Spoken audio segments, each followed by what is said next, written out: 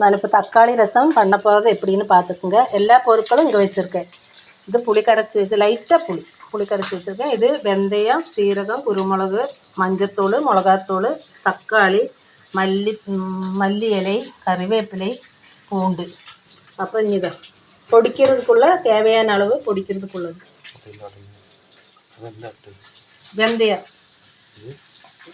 இது சீரகம், இது குருமிளகு,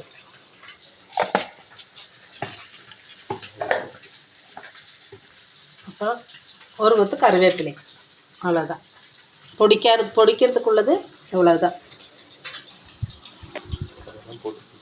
அது பொடிச்சு போகிறது இதை பூண்டு போட்டுக்கிறேன். பூண்டு போட்டு மறுபடி தான் ரசத்துக்குள்ள புளியில் வந்து தேவையான அளவு கொஞ்சம் மிளகாத்தூள் போடணும். காரத்துக்கு கொஞ்சம் மஞ்சத்தூள். பூண்டு போட்டு அரைக்க போகிறேன்.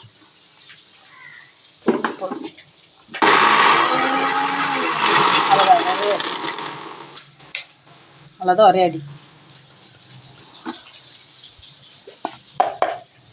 பார்த்துக்குங்க, ரசத்துக்குள்ள மசாலா ரெடி. ரசத்துக்குள்ளது எண்ணெய்,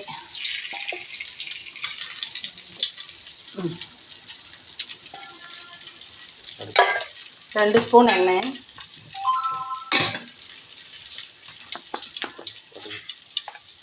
கடுகு,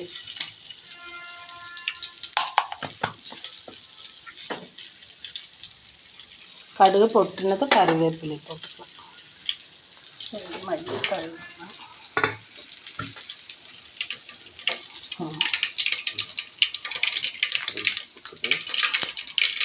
கருவு போட்டது பொட்டணும். கருவேப்பிலை போட்டு அப்படியே மசாலா அரைச்சது போட்டுக்கலாம்.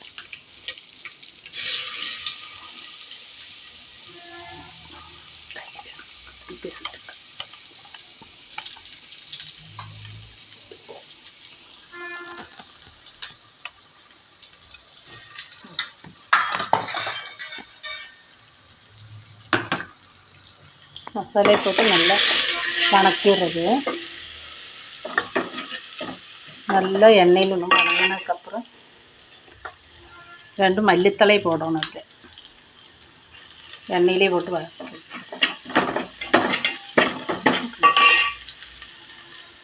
நிறைய போட வேண்டாம், கொஞ்சம் நம்ம கடைசியில் போடுவோம். நல்லா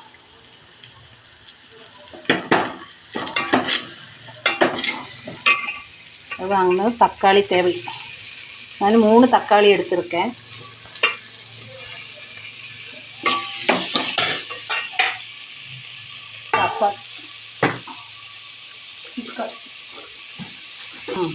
தக்காளி போட்டதுக்கப்புறம் உப்பு போட்டுக்கிறது. அப்போ தக்காளி நல்லா உடஞ்சி வந்துடும். கல்லுப்பை போட்டேன்.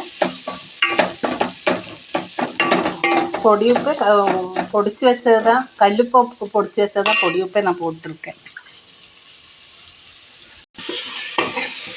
தக்காளி போட்டு நல்லா உப்பு போட்டதுக்கப்புறம் அதை நல்லா உடைக்கணும். அப்படியே உடைச்சி விட்டுருங்க. நல்லா ரொம்ப உடஞ்சா தான் நல்லாயிருக்கும். அதுக்கப்புறம் புளி கரைச்சல் ஊற்றிக்கலாம்.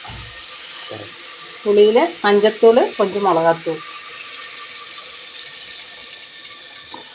லைட்டாக போதும். புளி, அந்த புளி கரைச்சலில் ஒரே ஒரு பச்சை மிளகா போட்டு நல்லா அதிலே பிசைஞ்சு விட்டுறோம். அப்போ அந்த ஸ்மெல்லுக்கு நல்லாயிருக்கும். இந்த பச்சை மிளகா பிசைஞ்சுட்டு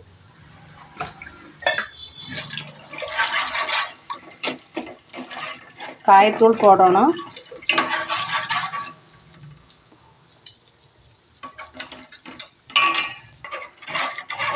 இந்த புளி கரைச்சலில் ஊற்றினதுக்கப்புறம் கொஞ்சோண்டு தண்ணி ஊற்றணும். நமக்கு தேவையான அளவு தண்ணி.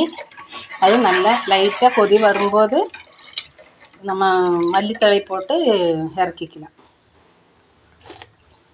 உப்பு, புளி, காரம் எல்லாம் கரெக்டாக இருக்குது.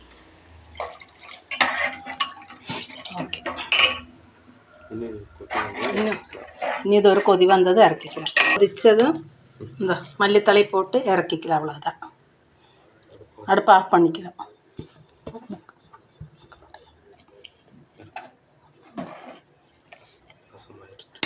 ரசம் ஆயிடுச்சு. அவ்வளோ. உங்களுக்கு பிடிச்சிருந்தால் ஷேர் பண்ணுங்கள், லைக் பண்ணுங்கள், சப்ஸ்கிரைப் பண்ணுங்கள்.